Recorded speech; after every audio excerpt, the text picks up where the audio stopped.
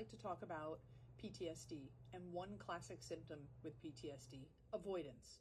So if we know anyone who has PTSD, they're probably really hard to figure out.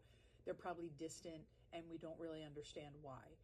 My name is Danielle Barone. I am a licensed clinical social worker in the state of Florida. I'm in private practice in Boca Raton, and I specialize in trauma, PTSD, emotion regulation, and OCD in adolescents and young adults.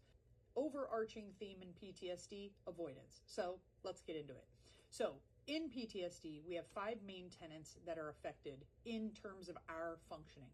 And that would be trust, safety, intimacy, our self-esteem, and a perceived loss of power and control.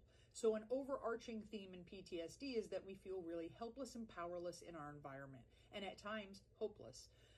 Because we kind of feel like this is a new way we have to navigate the world. And it is, because traumatic events really change the way we're now going to go out in the world and understand ourselves, understand our environment, and understand others. So, avoidance. In terms of self-esteem, we might feel like we're not capable. We might feel like, I can't do this. It's just easier to avoid. It's easier to not be motivated.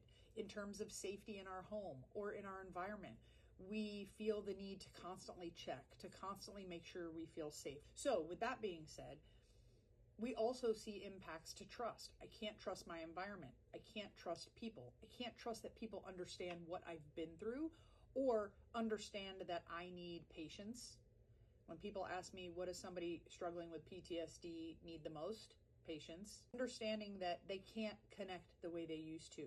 They don't feel normal in their environment anymore. So it becomes really isolating. So when we have to go out in the world and trust that people can keep us safe, or our environment is a safe place, there's a lot of doubt there because they went through a major life-changing event that has now shaped their brain differently. In terms of trust, it's easier to just avoid because it's a lot of work to have to try to trust a new situation, a new environment, a new person. In terms of power and control, we feel like we don't have power over our environment. We have a life event that happens that is extremely traumatic, and we've all done this. After that event happens, we tell ourselves, I should have done this. I could have did that.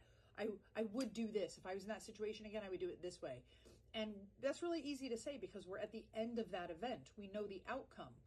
But we were not in that headspace when the event was unfolding. We were doing the best we could in that moment, trying to navigate what that looks like. We can say, yeah, woulda, shoulda, coulda, but not really. You couldn't do that then. Otherwise, you would have did it. We are now feeling like we don't have control in our life.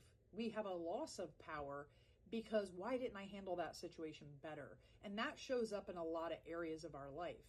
When I talk about intimacy, I'm talking about how it's really hard to now be vulnerable with other people. It's hard to connect. It's hard to tell our spouse, our friends, our family what we went through or the feelings that we have about it, especially if those people in our lives are invalidating or don't understand or think we should just get over it. Well, what are they going to do? They're going to avoid. It's really easy to avoid.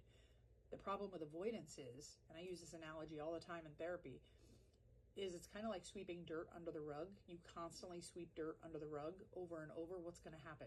When you lift that rug up, the dirt didn't go anywhere. It's still there. It's just getting bigger and bigger. And now it's festering and it smells and it's gross and it's decaying.